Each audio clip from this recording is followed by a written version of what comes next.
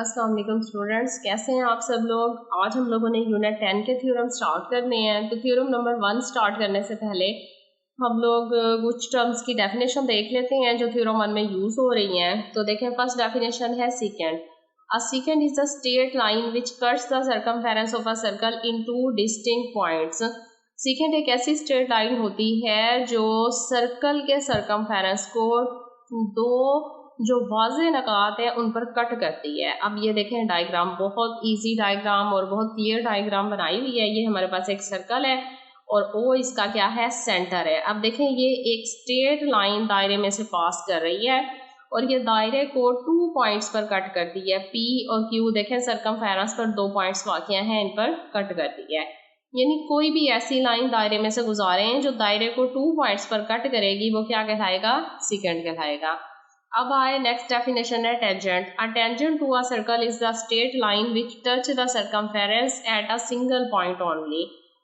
The point of tangency is also known the point of contact.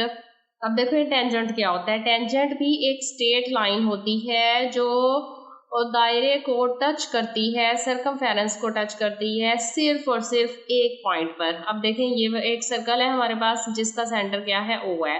ए भी एक straight line है जो कि दायरे को ओनली 1 पॉइंट पर टच कर रही है, टी पॉइंट। तो ये क्या कहलाएगा, टेंजेंट।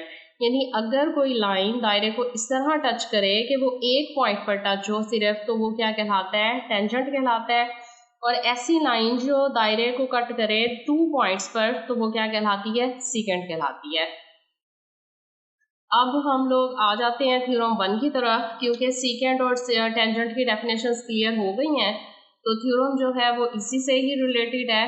देखें, थ्योरम 1 की स्टेटमेंट है, if a line is drawn perpendicular to a radial segment of a circle at its outer end point, it is tangent to the circle at that point. क्या proof करना है कि अगर हम लोग एक लाइन परपेंडिकुलर ड्रॉ करें radial segment पर, ये लाइन हमने रेडियल सेगमेंट है, ये इस पर परपेंडिकुलर ड्रॉ की है, ठीक है। तो circle segment of a circle at it outer end point, तो इसका आउटर एंड पॉइंट पर it is straight to the circle at that point. तो प्रूफ हमने क्या करना है, देखिए A B is a tangent to the circle at that point, कि ए बी जो है ना वो टेंजेंट है। मीन कि ए बी सिर्फ और सिर्फ दायरे को एक ही पॉइंट पर टच कर रहा है। आउटर एंड पॉइंट कौन सा होगा, सिर्फ एक ही पॉइंट होगा आउटर एंड पॉइंट। तो स्टेटमेंट के मुताबिक सबसे पहले गिवन हमारे पास क्या है, a circle with centre O. एक सर्कल ड्रॉ किया जिसका सेंटर क्या है, ओ है।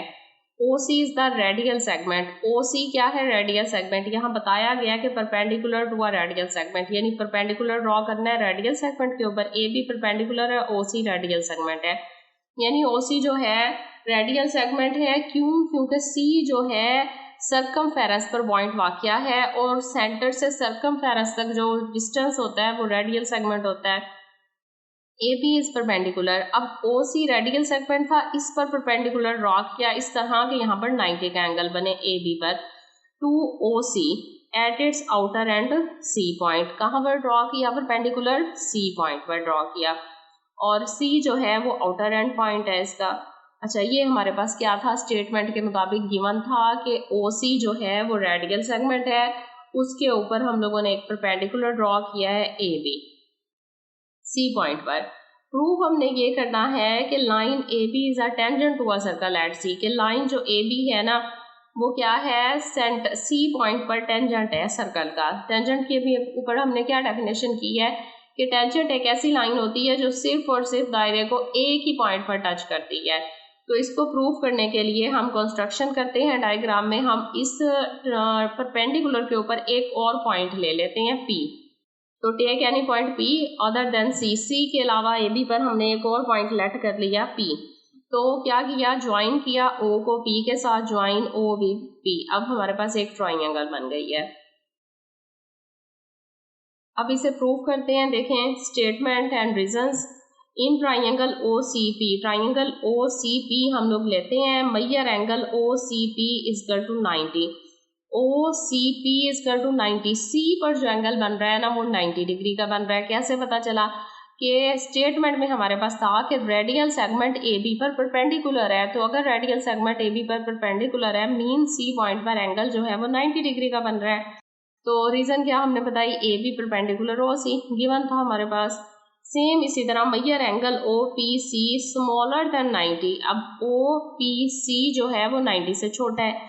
सीधी सी बात है कि ये एक परपेंडिकुलर है जो 90 डिग्री बना रहा है। इसके अलावा हम लोग जो भी ए बी पर लाइन लेंगे वो जाहिर है छोटी होगी। तो acute angle of right angle triangle, वैसे ये राइट एंगल ट्राइंगल भी है। रीज़न ये भी है कि अगर उसका एक एंगल 90 है, जो हम पहले ही बता चुके हैं कि सी एंगल क्या है 90 है, तो बाकी सारे दोनों एंगल एक्यूट होंगे, 90 से छोटे होंगे।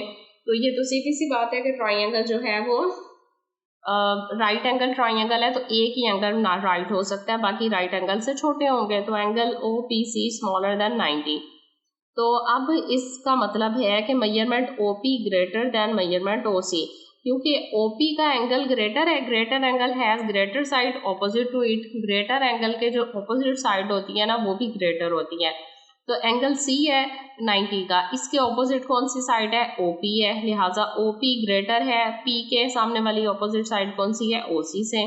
क्योंकि एंगल के ऑपोजिट साइड, ग्रेटर एंगल के ऑपोजिट साइड ग्रेटर होगी, स्मॉल एंगल के सामने वाली साइड जो है ऑपोजिट साइड जो है वो क्या होगी, स्मॉल होगी।